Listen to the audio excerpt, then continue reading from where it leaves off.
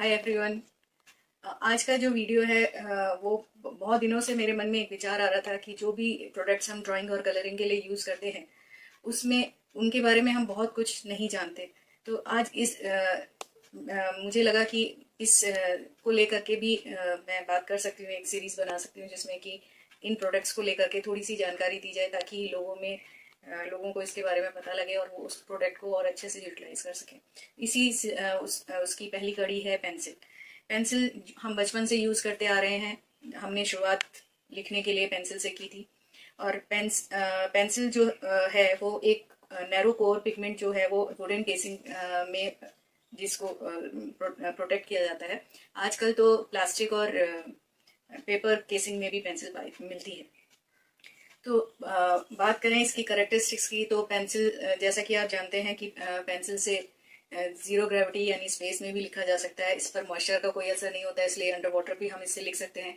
Most of the chemical का और natural ageing का, इसके साथ साथ यूवी रेडिएशन का भी इस पर कोई असर नहीं पड़ता। हाँ, ये बात ज़रूर है कि हम इसको इरेजर से आसानी से इरेज कर पाते हैं। पेंसिल जो है इसका जो आपको शायद मालूम होगा कि हम इसको लेड पेंसिल के नाम से जानते हैं, लेकिन ना तो इसमें लेड, जबकि इसमें लेड होता ही नहीं है। ये बनी होती है ग्रेफाइट और क्ले के मिक्सचर की।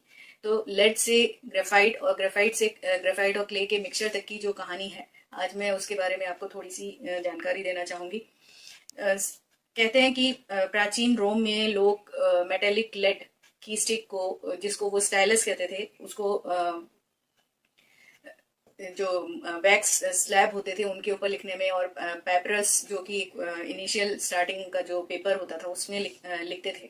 उससे जो निशान बनता था वो काफी हल्का होता था लेकिन पढ़ा जाता था। 1564 में इंग्लैंड में एक बहुत बड़ा डिपॉजिट मिला एक ब्लैक मटेरियल का। तो लोगों ने शुरू में उसको कोयला समझ के जलाने की कोशिश की, लेकिन वो जला नहीं। जब उसको हाथ में ले रहे थे तो वो हाथ में थोड़ा सा काला अपना वो छोड़ रहा था। तो लोगों ने जब उसको रगड़ा तो ऐसा लगा कि वो निशान छोड़ रहा था। तो शुरू में लोगों ने उसको अपनी भेड़ों पर निशान बनाने के लिए यूज किया। लगभग 1600 में जाकर के इसको लिखने के लिए यूज किया जाने लगा। असल में ये जो ब्लैक मटेरियल जो मिला था वो कार्बन का प्योर क्रिस्टलाइन फॉर्म था, जो कि आसानी से स्टिक्स के फॉर्म में भी टूट जाता था। तो लोगों ने इसको लिखने के लिए यूज करना शुरू किया, क्योंकि लेकिन ये बहुत आसानी से टूट जाता था, इसलिए उसको धागे से लपेट के या भेड़ की खाल में लपेट करके इस्तेमाल करना शुरू किया।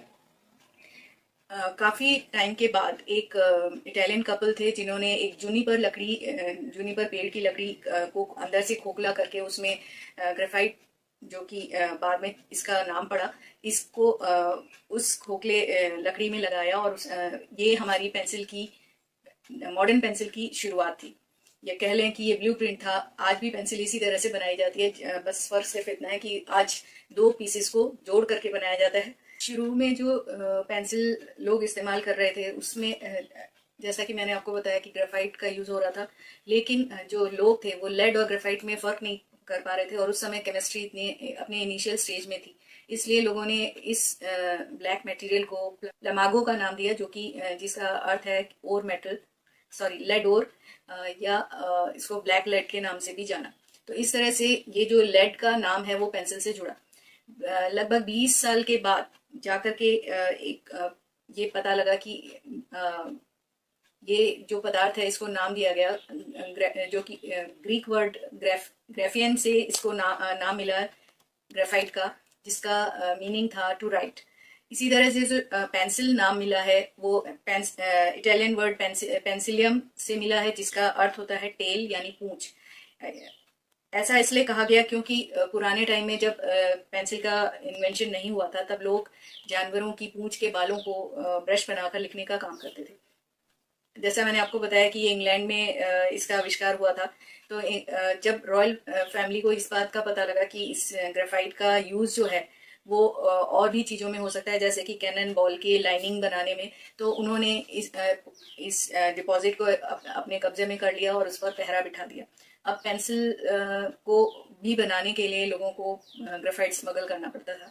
इस बात को देखते हुए 1662 में जाकर के जर्मनी ने एक ग्रेफाइट पाउडर के मिक्सचर को सल्फर और एंटीमनी के साथ मिला करके एक ग्रेफाइट का सब्स्टिट्यूट तैयार किया और उससे पेंसिल बनाना शुरू किया। 1795 में फ्रांस और इंग्लैंड की लड़ाई के कारण इंग्लैंड ने फ्रांस को ग्रेफाइट देने से मना कर दिया। उधर जर्मनी में भी जो पेंसिल बनाई जा रही थी वो फ्रांस को अवेलेबल नहीं हो पा रही थी। तो इसका सॉल्यूशन निकालने के लिए नेपोलियन ने अपने एक ऑफिसर को कहा, तो जिनका नाम था निकोलस जैक काउंटी। निकोलस ने काफ़ी रिसर्च के बाद ये एक सॉल्यूशन तैयार किया।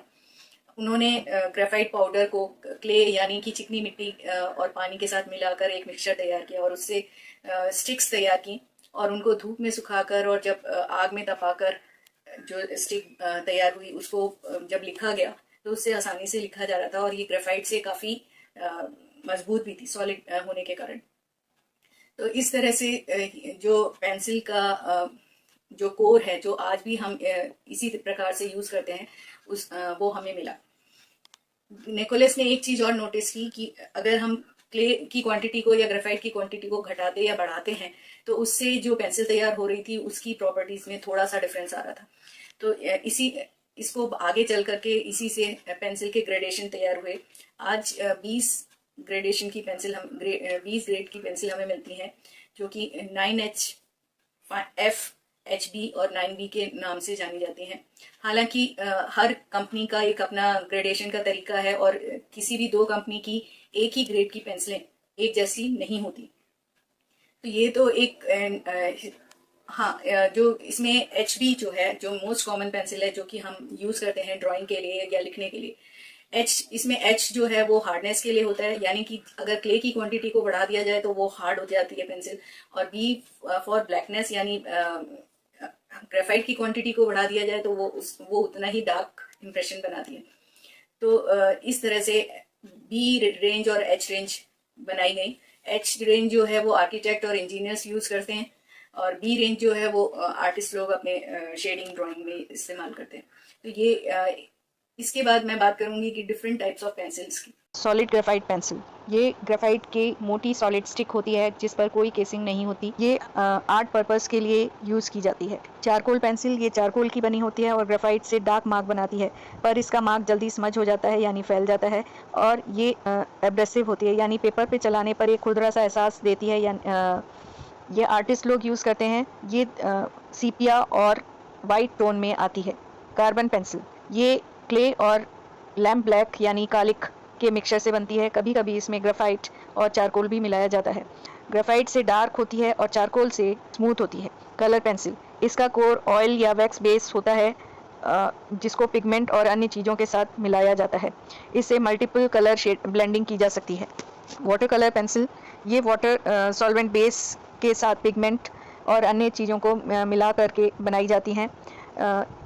इससे बोल्ड और फाइन लाइंस खींची जा सकती हैं और ब्रश और पानी से इसके मार्क पर चलाने पर ये वाटर कलर इफेक्ट देती है। ग्रीस पेंसिल, ग्रीस पेंसिल का जो कोर होता है वो वैक्स और पिगमेंट के मिक्सचर्स, वैक्स बेस और पिगमेंट के मिक्सचर से बनता है। ये मल्टीपल कलर्स में आती हैं और इससे मल्टीपल कलर ब्लेंडिंग भी की जा सकती है। ये इससे मेटल, प्लास्टिक, ग्लास, पोर्सलिन आदि पर लिखा जा सकता है।